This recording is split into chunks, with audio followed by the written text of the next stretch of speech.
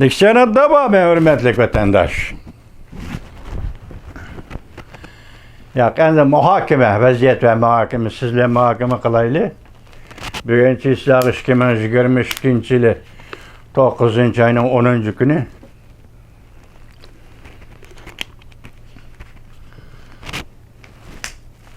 Jungo debdiki, Jungoning Birlashgan Davlatlar Tashkiloti turishliq vakili Chinshu. Biz Birlashgan Davlatlar Tashkiloti Kishilik huquq komitetining Uyg'urning yaqinqi ahvoli, ya'ni Uyg'uristonning ahvoli to'g'risida kishilik huquq ahvoli to'g'risida tayyorlagan dokladni e'lon qildi. E'lon qilganligini qarshi olmaymiz, ham bu ishxona bilan hamkorlashmaymiz.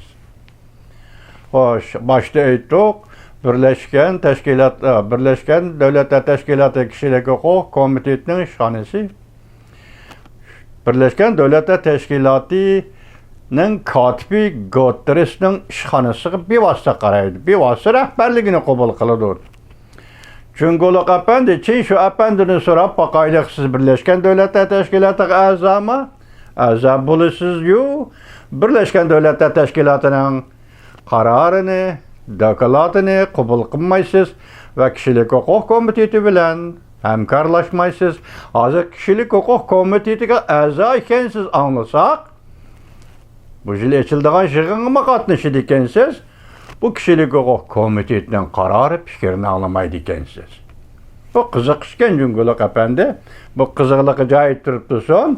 İkincisi yaqinda 4-oydan 5-oyda biz sizlarga so'zlashga mumkinlik bilan vaqt ajratamiz. Birlashgan Davlatlar Tashkiloti katta bir yig'in bo'lib o'tdi masalan. Bexatarlik komitetini qaytadan saylash. Nayta eg'ir, nayt jiddiy masala.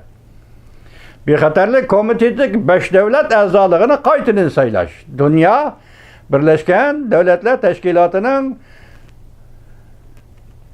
hukm qilish huquqi, rad qilish huquqi, bartaraf qilish huquqiga ega 5 davlatni qaytadan saylash Birlashgan Davlatlar Tashkilotining bexatarlik komitetini qaytadan tashkillash to'g'risida bir yig'in bo'lib o'tdi vatandosh. Mushuni vaqtida sizlarga yetkazamiz, endi keldi.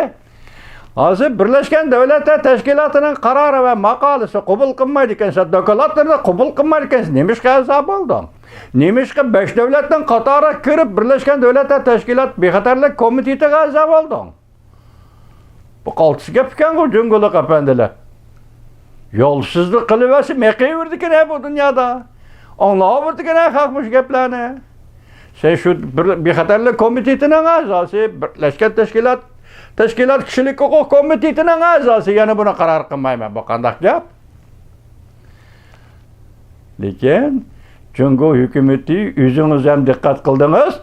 Tashqari dunyo ham diqqat qildi. 8-oyning 30-kuni har oyda bir qatam ochiladigan siyosiy byuroning yig'inini echibsiz. 31-kun doklad e'lon qilinib. Bu yerdagi ishga bog'lanishda nima ekanligi sizga. Ham Birlashgan Davlatlar Tashkilotiga ayon. Ham nayta nozik sazgur davlatlarga ayon. Buni sababini nima ekanligi men birdan bilib aytib bermayman. 30-kuni sizning siyosiy byuroning yig'ini, 31-kuni dokladning e'lon qilinishi Birlashgan Davlatlar Tashkiloti Uyg'urlarning kishilik huquqi to'g'risida dokladni e'lon qilish. Bu qaltis katta gap. Yana bir qiziqadigan gap boshda aytdik-ku. 9-oyning 9-kuni siz yana siyosiy byuroning yig'inini ochibsiz. Maqola xabar yozuvchi nima dedi? Bu yig'in odatda şu ayning o'ttirillarida yoki shu ayning oxirida ochiladi. Nemishqa tuyuqsizlik bu? Mushu ayning 5-ida yoki 9-oyning 5-ida ochildi siyosiy byuroning yig'ini. Buning sababi Rais Xi Jinping chet elga ekskursiyaga chiqadi, ziyoratga chiqadi, masalan Qozog'iston yoki Samarqandga boradi. Shuning uchun balki shuningga munosabatlik bo'lishi mumkin deb. Nimaga munosabatlik? Biz turgan so'zliqlik siyada pishib yetilgan masala suhbati to'g'risida suhbat, jiddiy suhbat. Faqat ham Samarqand Rossiya bilan Jungo o'rtasidagi suhbat ana shunday suhbat dedi. Endi siyosiy byuro yig'inining 9-oyning 9-kuni ochilishidagi gap nima? Mushu orliqdagi voqealar, mushu orliqdagi vaziyat Ondan keyin dünyanın vaziyeti, mesela Ukraynadaki urush, bu daimi vaziyet hazır. Ondan keyin Tayvan, bu manayeti keskin, bosqich xarakterlik vaziyet. Hem de Uyg'uriston vaziyeti, hani yuqoridek Birleşken Devletler Teşkilatı doklad e'lon qildi Uyg'urlar to'g'risida, kishilik huquq to'g'risida. Bu dünyanın nazuk ve intayin sezgür, hazır Xitay torbetirmiş cümleni işiltiyotidi. İntayin nazuk, intayin sezgür. Antuninkin G'uljida bo'lgan voqeani, yaqindagi voqeani badi. Tajivan Büyük Irak orbitining radio televiziyasi bad dedi işletken cümlesi nazuk, intayin sezgür rayon. Şinjan'da hazır yuqumliq virus tufayli Muşunda işlerini kıldı. Mesela yani ne mi dedi bir makalada, aysi bakisiyaki tonlatkunun içindeki yemek içmekni mi? Bulap elip çıkıp etken bahanesi, bunun da yuqumliq keselinin virusları buluşu mümkün degen gep bilen. Hiç bulmasa bir ay, bir bovay aytipti ki, yengili soygan koyumuzun go'shi bor edi. Bunun da siz eslaysiz ki 1929 yılı 20. asırning Rusya, Ukraynada, Ukrayn halkıga açarçılıkni tanganda şuna öldürdiki tohu, ördek, kala, yeyishki bo'ladigan her qanday narsani Rusya'nın askerleri, Stalin'nin askerleri de öldüm, bulap çıkıp ketken edi. Bugün endi Uyg'urga keldi. Virus bahanesi da onun tonlatqının içine koyup koygan yemekdir, değil mi? Xitay elip çıkıp ketdi. Ne ketdi hazır?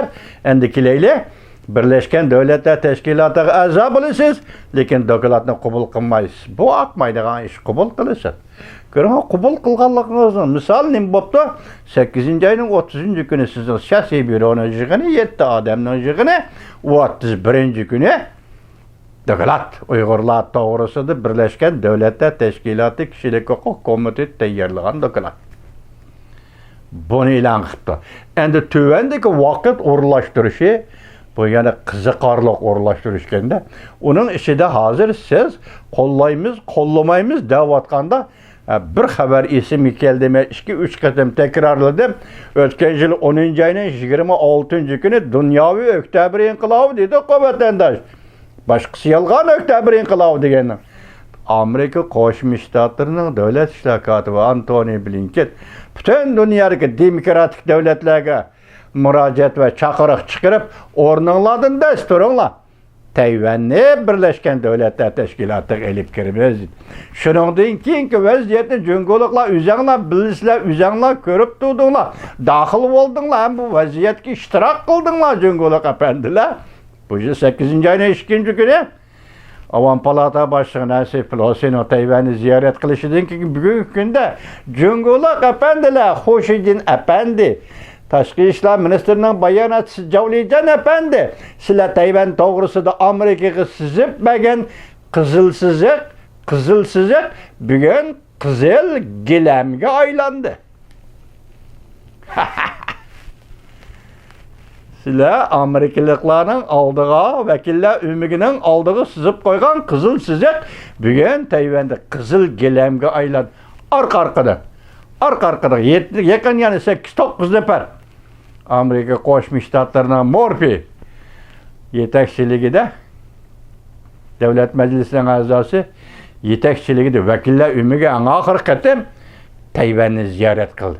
Yana oldimizda 2 nafar davlat rahbari, ya'ni avval hukumatning davlat rahbarlari, amaldorlari, sobiq davlat ishlar kotibi Mike Pompeo, sobiq muavin prezident Mike Pence.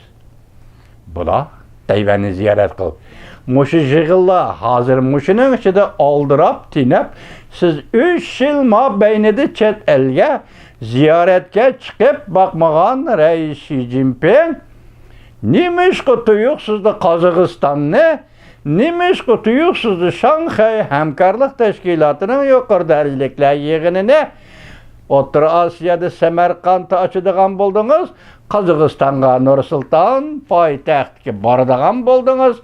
Buni to'liq tushunamiz, tahlil qilib boqdik hozirgacha. Endi bu yerda Qozog'istonni havas bilan ziyorat qilayotganingizning sababining nima ekanligini biz yuqorida ikki to'g'rida vatandoshlarga tahlil qilib berdik.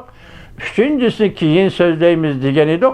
Endi bu vaziyatmi intayin og'ir vaziyat edi. Ayni chog'da 20-asrning 1962-yillarida ocharchilik 59, 60, 61, 3 yıl açarçılık, haddin aşkan milli zulüm. Xitay hükmranlığının milli zulmüge çidimigan Uyghur Kazak halkı 5. ayının 1962 yılı 5. ayının 29. günü de 100 mindən artıq Uyghur Kazak halkı 3 vilayetten keçip hazır Kazakistan'a ötdü. Endi müşüdək vaxtı bu tarihi sezgürlük, tarihi jirik nazik mesele. Bugünkü elbli kesiniz o aldığınız real nazik mesele gaylında vatandaşım. Mesela azı Birleşken Devletler Teşkilatı Uygur'un növbetki kişilik hukuk ahvalı doğrusu dokulat ilan kıldı. Dedik ko, azı Oturasiya ziyaretini müşü belgeleydi. Cumhur Rusya münasebetinin vaziyetini müşü belgeleydi. Dedik ko başta vatandaşım endi. Muşundaq vaziyet asıda aşı keşip çıkıp ketken 100 min nefer Uygur Kazak milletleri bugün vatanga qaytamiz dese mal mülkimizni izlep tapamiz. Bağ varallarımızı izlep tapamiz. Mangan koçullarımızda mangamiz dese haklı halkırada. Vatanimizga qaytamiz dese şu vaqt keş çıkıp ketkenler hazır tügep ketken bolsa mesela çoğun yaşlı kele ularning ipi evladı yaşla biz qaytimiz vatan gidiyse bu reis Xi Jinping üçün ağır iş bu. Bu hem de Kazakistan'ı aldırıp dinlep ziyaret kılıştım. Üçüncü sebebi muşimiken dep kaldım ha vatandaşım. Bugün muşinçilik sözleyle yani devamlı sözleyimizde vakt cedeveli işinladı bolsuncu mu? 10. ayının 16. günü 20. kurultay 9. ayının 10. günü 10. ayının 9. günü 10. ayının 9. günü 7. növbetlik umumi yığın 8. ayının 30. günü siyasi büronun yığını 8. ayının 31. günü Birleşken Devletler Teşkilatı'nın dokulatı şu vakit noktalarını bir yere tizip durup tahlil kılın, təsəvvür qılam, vatandaş.